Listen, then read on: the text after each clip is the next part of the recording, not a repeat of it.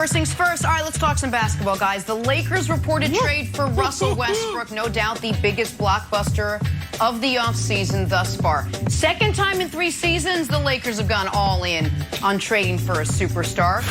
Russ took to social media over the weekend, posting this pumped-up pic. Haters will probably say it's photoshopped. Captioned it, home team, why not? I don't know. Nick, this trade, Russ to the Lakers. Ooh, I like that, Jenna. Will it work? I like that.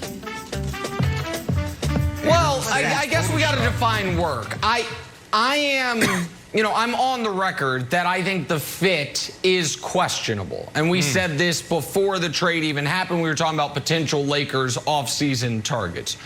Obviously, shooting was something the Lakers, we thought, would prioritize, and Russ does a lot of things really well on the basketball court. Shooting is not one of them.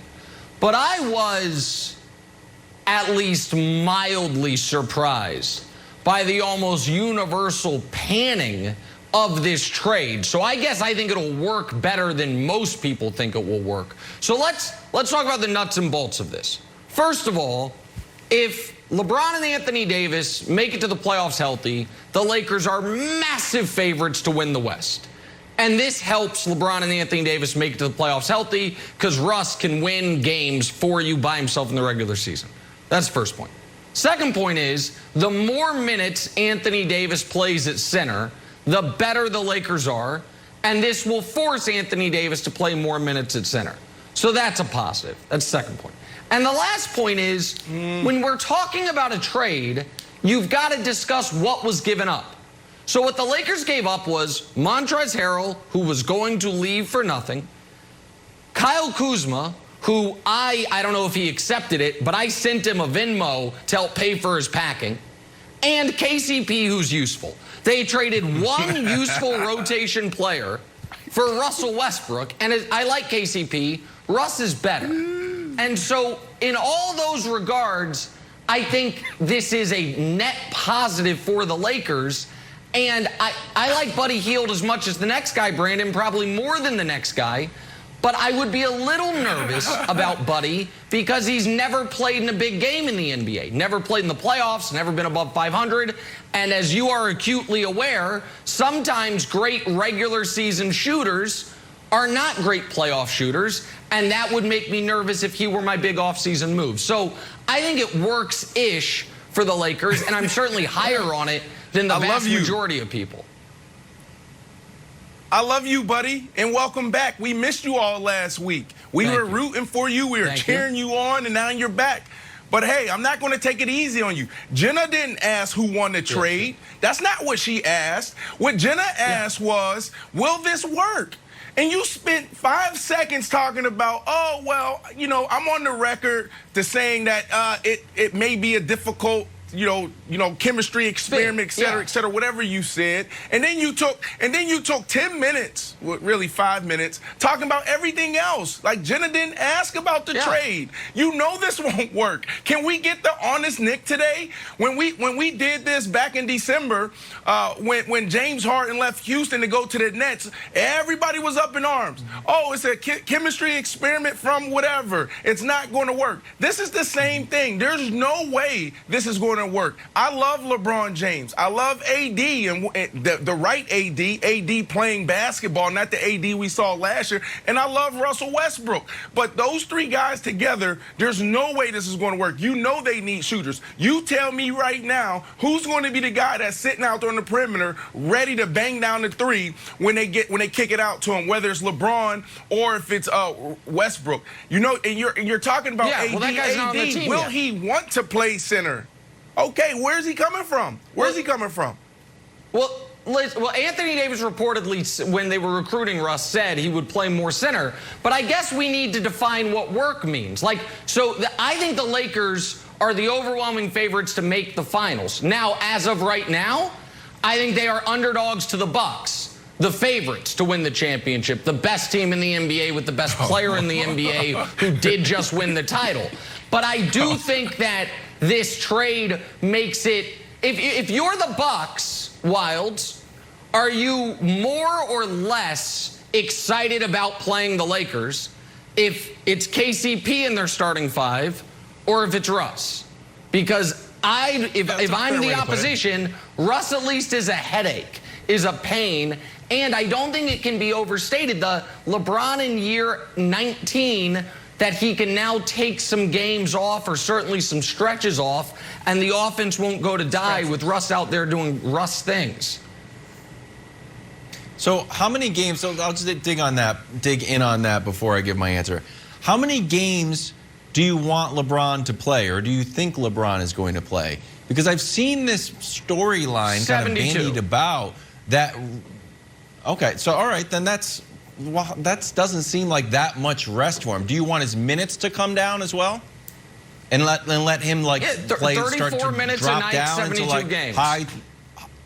Okay, I thought you were like high 20s, like low 30s, and let Russ kind of run the offense, almost as like a six-man, like a Lou Williams. So look, if that's the idea that Russ is kind of this like version of an insurance policy, sure, I buy that. But come playoff time, does anyone feel like really good about rolling out a AD who doesn't want to play 5? So I guess all of a sudden he's had a change of heart, although he hasn't wanted to play 5 in years.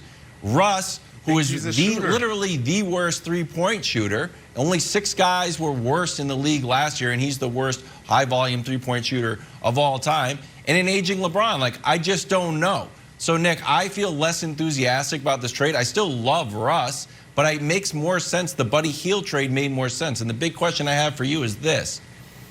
Philosophically, when the Buddy Hield trade didn't work out, I understood what they were doing. It's like, all right, Buddy's is a 40% shooter in Sacramento. Yeah, so as much as you say like, oh, the guy hasn't hit a big shot, like, all right, how good could he be if he's getting open looks because the defense is drawn to AD and LeBron? I actually think he would be better, not worse. But once that deal didn't work out, it feels like a total change in philosophy where they're not going after a shooter.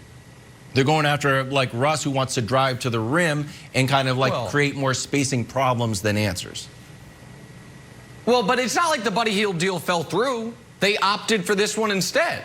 The Buddy Hield deal was there for the taking, and this was what they thought was better. But I want to ask Brandon a question. Brandon, so what do you think the Lakers' ceiling is then? What do you think the Lakers' ceiling is then?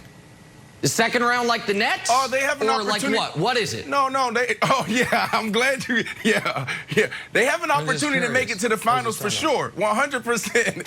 But yeah, I'm glad you brought them up. They're not doing this because of the Bucks. I mean, because it's about championships. That's what it's about. It's about winning. You know that. They can make it to the finals and lose. And, you know, LeBron James and the Lakers are going to be judged more harshly. So all of this to beat the Nets, these guys only play. We talked about this last week when you were on your little sabbatical. But all this...